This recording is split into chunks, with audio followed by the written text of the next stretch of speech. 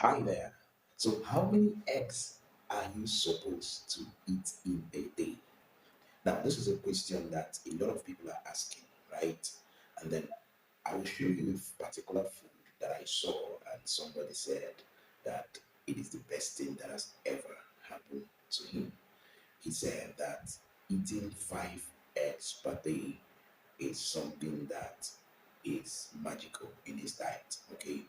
And so he went on to say that this 5 eggs with a lot of other things. There was oatmeal, there was banana, there was nuts on the same plate. And then he said he eats it twice a day, right? And then he eats another one around 5 p.m. in the evening, eats in the morning, and another one by 5 p.m. in the evening. Now, it generated a lot of conversation, right, on Facebook. And I had to, give my own thoughts about that. And the truth is that a lot of persons are struggling to know how many eggs they should eat in a day. And the guide said that he heard from a surgeon who has conducted, a heart surgeon who has conducted over 3,000 surgeries of the heart, said to him on social media that egg is a superfood that you can consume as much as you want. All right. And since then, he has, gone ahead to eat a lot of the eggs.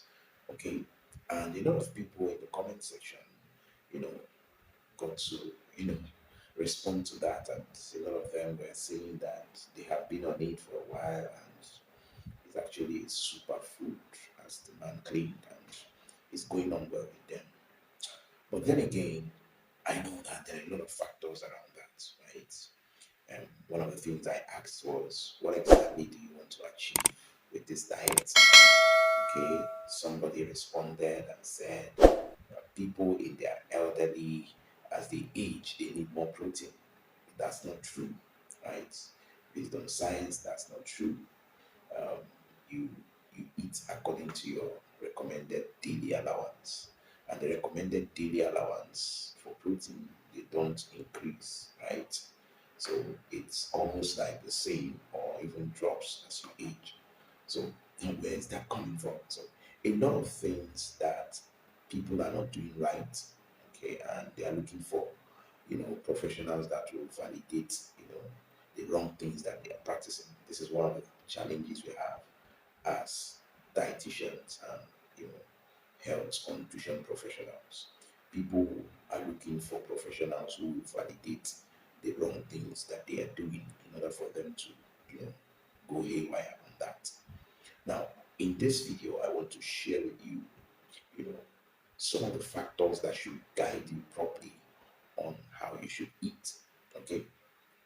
Now, a lot of people are eating without understanding these factors. Okay. Now, these factors are to guide you properly on how you should eat, no matter what it is. Okay. Once you understand these factors, because I'm going to explain the concept behind them so you can appreciate them, you know, no matter the food you're eating, okay, no matter what is in your plate, you're going to consider these factors, okay? So the idea is to equip you with the knowledge that you need to be able to make healthy food choices, whether we are there as professionals or whether we are not there as professionals. You're able to make healthy food choices, okay?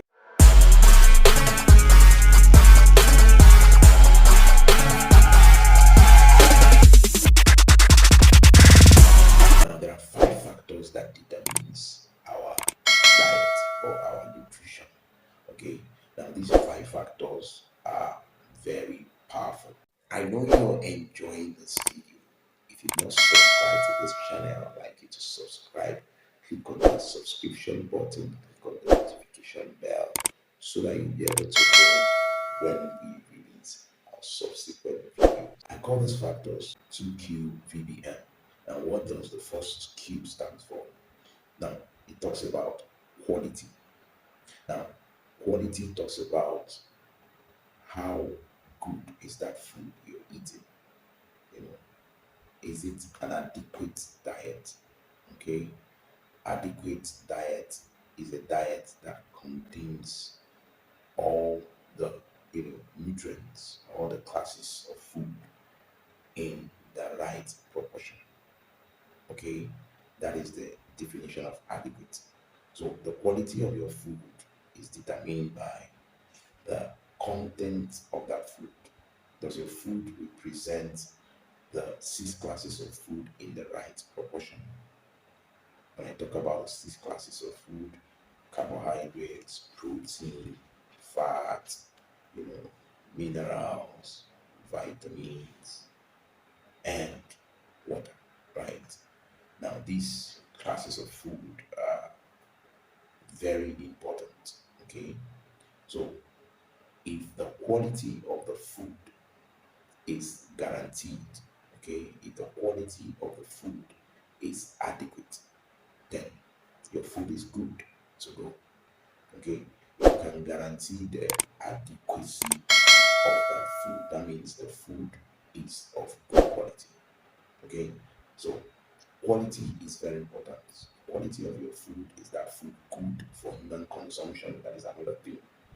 If the food has not spoiled, or you know is not less, you know of a food, then there's a problem.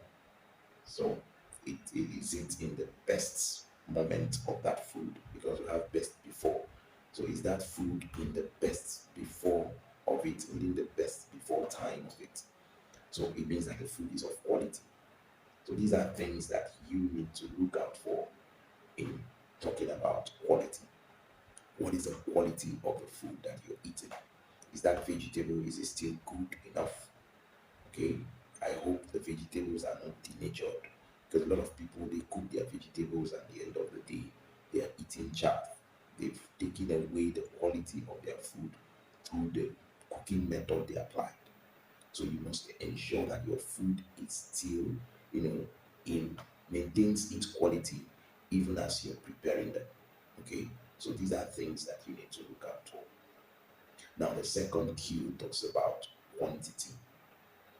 Now, this is where a lot of people are making mistakes. Okay, the quantity of the food you consume will go a long way to determine if you're eating healthy or not. Just like the guy, okay, that was talking about eating 5 eggs. Now, right there, he made the mistake of, you know, the quantity. That quantity is way too much for somebody to take, to consume. Okay. Now, let's even analyze what the person is eating. Now, the protein in egg, one. Okay, so this is just to analyze a bit of the egg with this table. Okay, now a whole egg, okay, boiled egg contains energy of 194.93 kilocal. This is from food Nigerian food composition table. I know that other composition tables will be relatively the same, all right? And carbohydrates of 1.3 gram, protein of 16.83 gram, and fat of 13.57 gram. Now let's look at protein. Now, for an average adult, okay, you're not expected to exceed protein of 0.8 gram per kg body weight.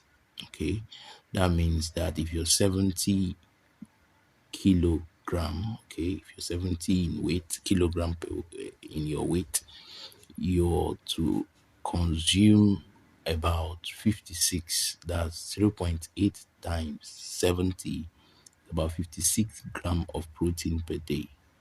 Now, for an egg, which is about 16.83 gram, okay, if you want to consume 5 of it, you have about 80 gram of egg, and you are already exceeding your protein need per day in just a particular food in a meal. Because if you look at that plate properly, you discover that there's also an oats, there's also nuts in it, and these things contain protein. So if you're exceeding your protein needs by that much number, then it's crazy. Okay, in just a meal, and you're expected to eat the same thing by evening. According to the young man, he said he eats it twice a day, and we're not talking about the fat. Okay, the fat is 13.57. That is crazy. That is crazy. You multiply that by 5 in just for egg alone. You're eating that much. If you're frying the egg, it means crazy numbers. Okay, this is something that people need to look at. Okay, the quantity is humongous and is unacceptable. It's not something somebody should consume that much. You need to reduce the quantity of egg that you consume or any other food at all. But quantity is essential. This is something you need to take into consideration. You discover that you're already exceeding your daily allowance for protein as an adult. And this is not so good. Okay. Remember, you don't know the condition of some of the systems in your body that helps in the metabolism of protein and all of that. So these are things that you need to take into consideration. Okay. So quantity is key. Don't overeat. There's nothing that is beneficial about overeating. Don't overeat. Eat the right quantity that your body can be able to handle. I know you're enjoying this video. If you've not subscribed to this channel, I'd like you to subscribe.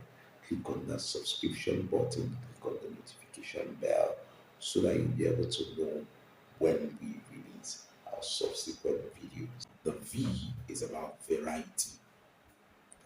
V talks about the variety. Now, variety is actually the spice of life, as we are meant to understand. And in nutrition, we take variety very seriously because um, the the more colored your plate, the more healthy your food is. Okay, so you add more of the colors. You add the vegetables, the green vegetables. You add the orange and the red. Just like that. So make sure that in your plate, okay, there's a cereal mixed with a legume, you know, mixed with a tuber somewhere, mixed with just a variety of food groups, okay, a combination of food groups that make up your food. Don't eat from just the cereal. Every day you're eating the rice, or every day you're eating just the beans. Just make sure that you have a mix of them sometimes. Or if you eat this particular one, you eat the other one. The next meal, you eat another one. Just have some variety. Don't insist on eating a particular food. That's a problem. Okay.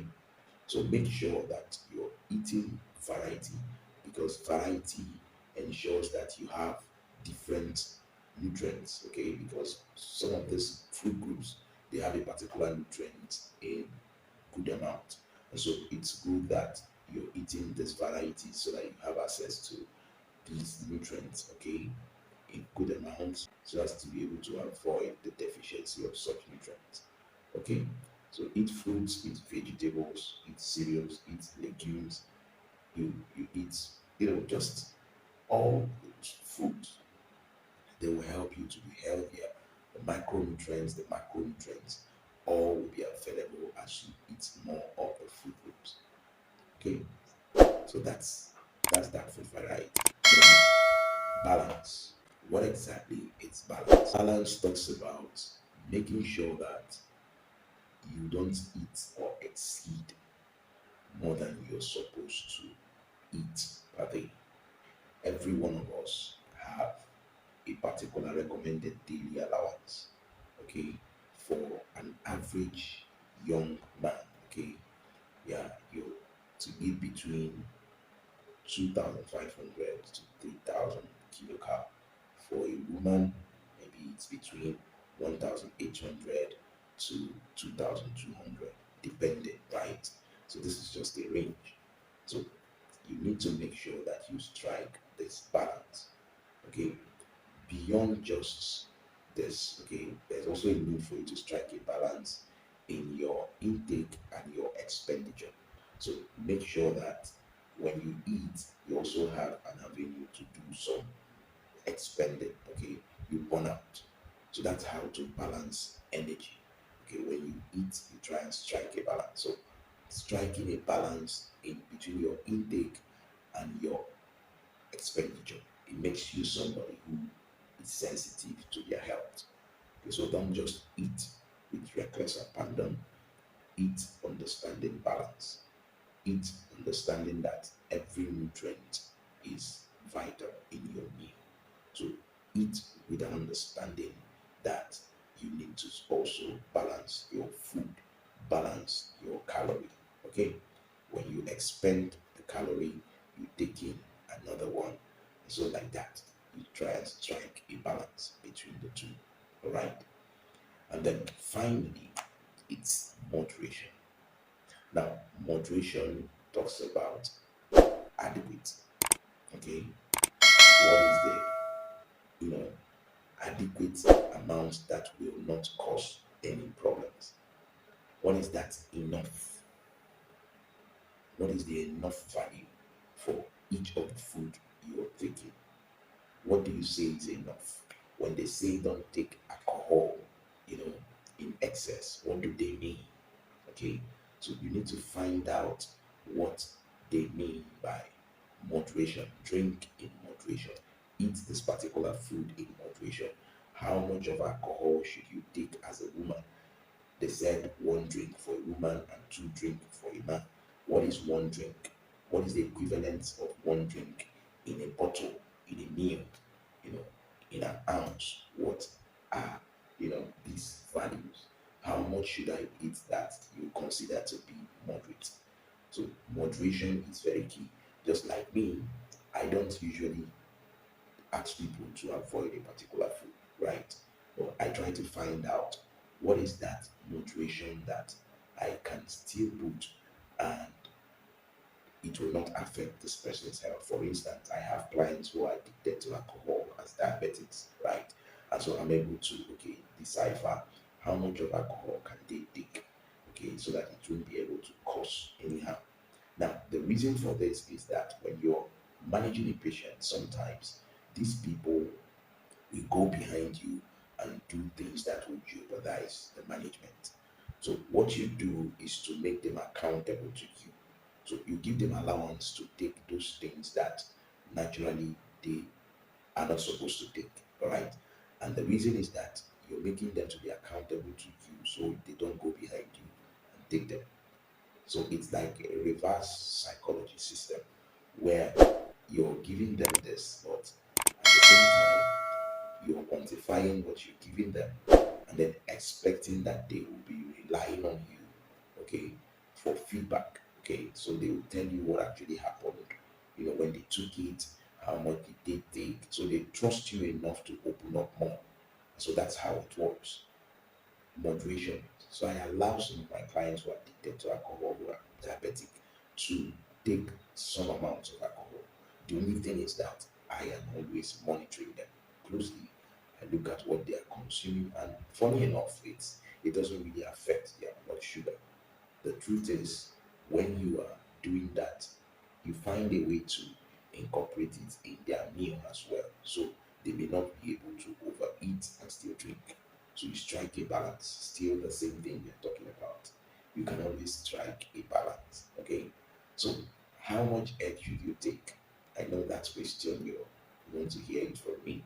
Okay, so the number of egg you should take shouldn't exceed two per day, no matter what you're eating, no matter how much you want to eat it, but it shouldn't exceed two a day. Okay, because you also consider cholesterol in there. It said that about 200 milligram of cholesterol is in one egg. And so remember that the body produces the amount of cholesterol that it needs for daily function.